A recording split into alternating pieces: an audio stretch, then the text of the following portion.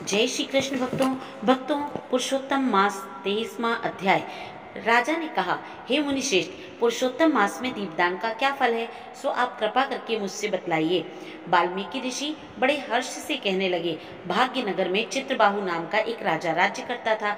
वह सत्य प्रतिज्ञा वाला, बुद्धिमान, शूरवीर, क्षमाशील, सब धर्मों को जानने वाला, शील रूप, दया से युक्त, पूजनीय, भगवान का भक्त था। एक दिन दूर से आए हुए अगस्त्य मुनि को देखकर दंडवत नमस्कार करके विधि विधान पूर्वक उनका पूजन करके भक्ति से आसन बिछाकर ऋषि के आगे बैठकर विनय से नम्रता के साथ बोला, आज मेरा जन्म सफल हुआ जो मुनिराज मुझ सेवक के घर पर आए हैं।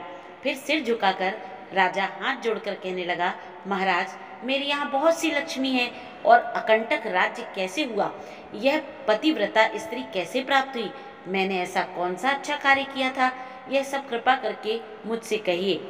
अगस्त्य ऋषि राजा से कहने लगे, हे राजन, मैं तेरे पूर्व जन्म का चरित्र तुझसे कहता हूँ। सुंदर चमत्कारपुरी में मणिग्रीव नाम से तू हुआ करता था।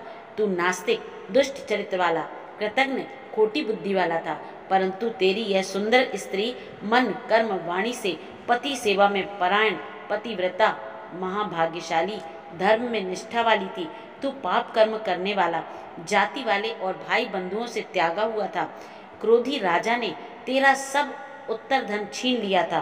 फिर जो कुछ बचा वह जाति के लोगों ने छीन लिया था। सब धन के चले जाने पर तुझको बड़ा क्लेश हुआ। धन के नाश होने पर अत्यंत उद्विग्न मन हो जाने पर भी इस पतिव्रता स्त्री ने तेरा त्याग नहीं किया।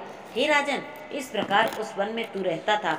एक दिन मणिग्रीव धनुष उठाकर मृग के मांस के लिए बहुत से सिंह मृगों से भरे हुए वन को गया। उस मनुष्य रहित वन के मार्ग में उग्रदेव के नाम से प्रसिद्ध एक मुनि दिशा भूलकर दोपहर होने से अत्यंत पीड़ित मूर्छित होकर वहां पर गिर पड़े।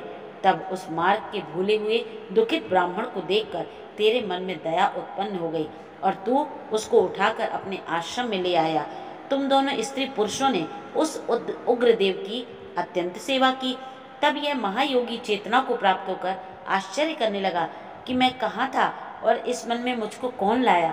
उग्रदेव बोला, मैं तुमको नहीं जानता कि तुम कौन हो, सो बतलाओ, क्योंकि बुद्धिमान ब्राह्मण को बिना जाने हुए नहीं रहना चाहिए।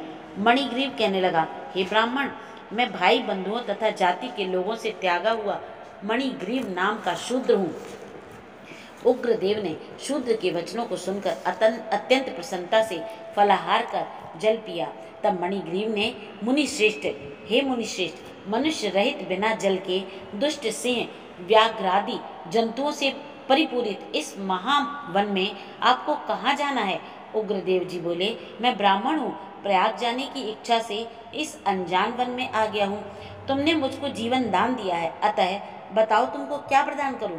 हे मणिग्रीव, किस दुख से तुम दोनों स्त्री पुरुषों ने वन का आश्रय लिया है, सो मुझसे कहो, मैं तुम्हारे सब दुख दूर करने की चेष्टा करूंगा।